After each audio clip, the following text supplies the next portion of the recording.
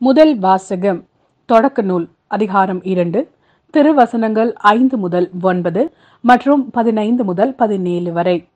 மண்ணுலகில் நிலவெளியின் எவ்வித புதரும் தோன்றியிருக்கவில்லை, வயல்வெளியின் எவ்வித செடியும் முளைத்திருக்கவில்லை.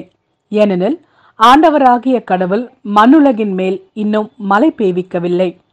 மண்ணை பண்படுத்த மானிடர் எவரும் இருக்கவில்லை. ஆனால் நிலத்திலிருந்து மூடுபனி எழும்பி நிலம் முழுவதையும் நனைத்தது. அப்பொழுது ஆண்டவராகிய கடவுள் நிலத்தின் மண்ணால் மனிதனை உருவாக்கி அவன் நாசிகளில் உயிர் மூச்சை ஊத மனிதன் உயிர் உள்ளவன் ஆனான். ஆண்டவராகிய கடவுள் கிழக்கே இருந்த ஏதேனில் ஒரு தோட்டம் அமைத்து தாம் உருவாக்கிய மனிதனை அங்கே வைத்தார். ஆண்டவராகிய கடவுள் கண்ணுக்கு அழகானதும் உண்பதற்கு சுவையானதுமான எல்லா வகை மரங்களையும் தோட்டத்தில் நடுவில் வாழ்வின் மரத்தையும் நன்மை தீமை அறிவதற்கு ஏதுவான மரத்தையும் மண்ணிலிருந்து வளர செய்தார். ஏதேன் தோட்டத்தை பண்படுத்தவும் பாதுகாக்கவும் ஆண்டவராகிய கடவுள் மனிதனை அங்கு கொண்டு வந்து குடியிருக்க செய்தார்.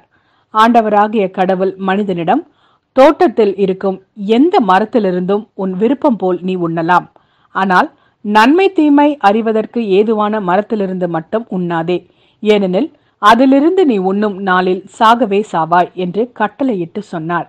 இது ஆண்டவரின் வாக்கு. இறைவா, உமக்கு நன்றி. மார்க் எழுதிய நற்செய்தி அதிகாரம் 7 திருவசனங்கள் 14 முதல் 23 வரை. இயேசு மக்கள் கூட்டத்தை மீண்டும் தம்மிடம் வரவழைத்து அவர்களை நோக்கி, நான் சொல்வதை அனைவரும் கேட்டு புரிந்து கொள்ளுங்கள். வெளியே இருந்து மனிதருக்குள்ளே சென்று அவர்களை தீட்டுப்படுத்தக்கூடியது ஒன்றுமில்லை. மனிதருக்கு உள்ளே இருந்து வெளியே வருபவையே அவர்களை தீட்டுப்படுத்தும். கேட்க செவியுடையோர் கேட்கட்டும் என்று கூறினார். அவர் மக்கள் கூட்டத்தை விட்டு வீட்டிற்குள் வந்தபோது அவருடைய சீடர் அவரிடம் இந்த உவமையை பற்றி கேட்க, அவர் அவர்களிடம், நீங்களுமா இந்த அளவுக்கு புரிந்து கொள்ளாமல் இருக்கிறீர்கள்? வெளியே இருந்து மனிதருக்குள்ளே செல்லும் எதுவும் அவர்களை தீட்டுப்படுத்த முடியாது என உங்களுக்கு தெரியாதா?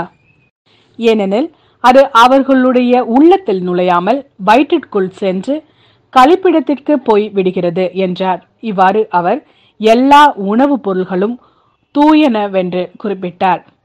மேலும் மனிதருக்கு உள்ளே இருந்து வருவதே அவர்களை தீட்டுப்படுத்தும்.